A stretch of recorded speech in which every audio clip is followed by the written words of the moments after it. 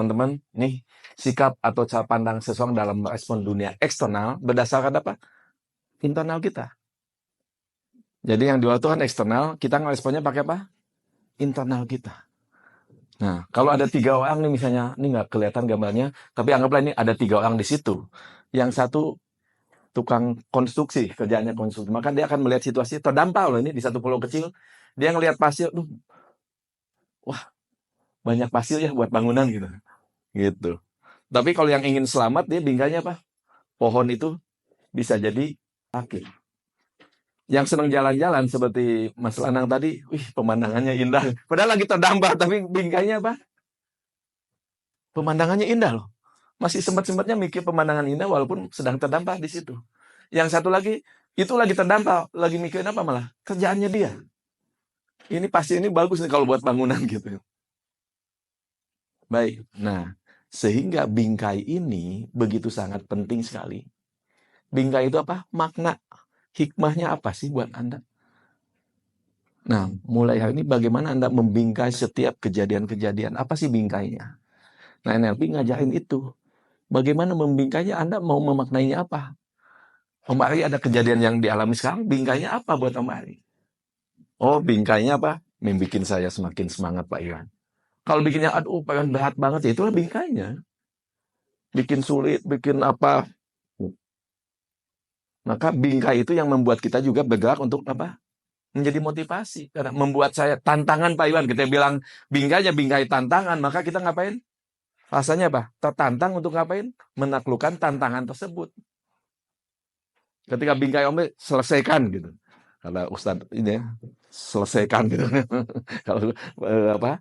Maka bingkainya Om Ari ngapain? Akan bergerak untuk menyelesaikan itu. Maka teman-teman, apapun kejadiannya, yang menentukan bingkainya siapa? Diri kita, teman-teman. Kalau bingkainya positif, kalaupun nggak positif, memberdayakan deh bahasanya gitu, maka Anda akan bergerak untuk ngapain? Untuk apa? Membingkai nantinya, membingkai ulang. Kalau ini kan baru bingkainya nih. Bingkainya dulu apa? Mau bingkai masalah atau mau bingkai berdaya?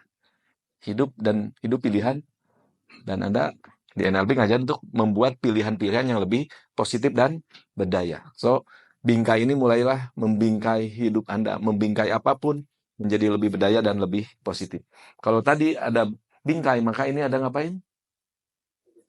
Artinya apa? Bingkai ulang. Kalau di rumah ada fotonya foto lama, nggak masalah. Fotonya yang diganti itu bukan fotonya loh. Anda nggak bisa ganti fotonya. Kan kejadiannya sudah. Oke, Mas Lanang, Bu Yuli, kejadiannya sudah. Nggak mungkin Anda balik lagi kayak Doraemon, masuk kemana? Bawa pintu Doraemon, pintu kemana saja, terus ganti masa lalu. Enggak.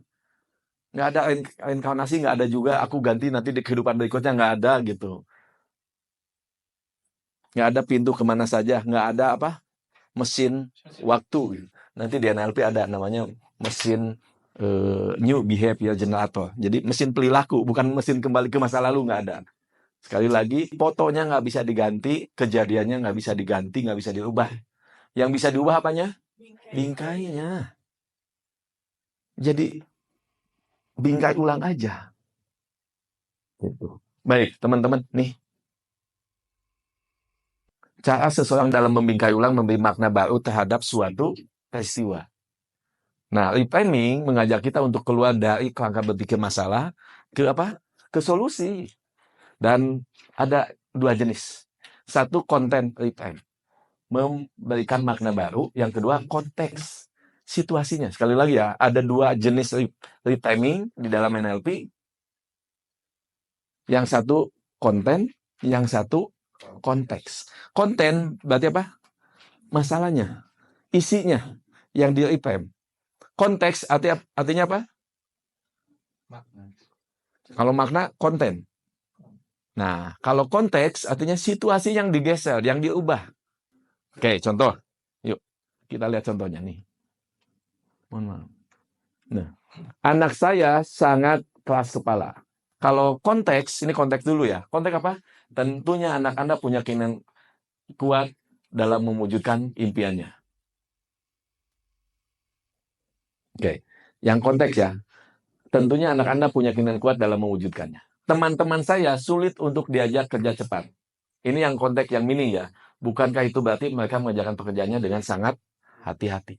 Misalnya Abu bilang, imam tuh lelet. Bagus Bu, berarti imam tuh apa? Hati-hati. Itu apa? Konten, makna. Oh, anak saya Pak Iwan tuh pendek. Pendek artinya apa? Maknanya apa? Kurang tinggi. Kalau kurang tinggi. Nah, reframing bukan sekedar mencari makna yang positif, tapi harus membedayakan gitu. Oh, bagus kalau gini. Kalau pendek artinya apa? Lincah. Kan berdaya nah. Itu konten. Konteks apa? Konteks itu diganti situasinya. Kasih situasi baru. Oke. Kalau pendek, bagusnya di situasi apa sih?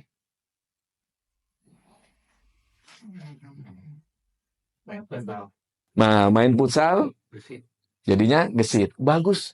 Kalau pendek, main futsal bisa jadinya gesit.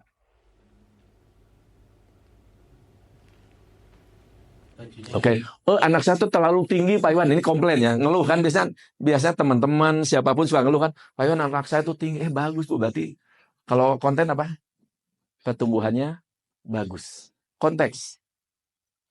Bagus bisa jadi pemain voli, pramugari, apalagi. Nah, konteks sekali lagi situasinya yang digeser. Di situasi apa sih kondisi yang menurut orang lain itu negatif menjadi lebih berdaya? Lelet, tadi kan seolah-olah negatif. Lelet artinya hati-hati. Oke? Yuk, kita kasih contoh yang lain. Ada yang komplain satu dulu. Malas. Anak saya malas misalnya. Yuk, siapa yang mau konten? Siapa yang mau konten dulu? Oke. Oh, anak ibu artinya apa? Menggunakan waktu untuk istirahat. Oh, artinya anak ibu apa? Bagus menikmati hidupnya. Nah, aku lagi healing. Iya, serius loh. Oke.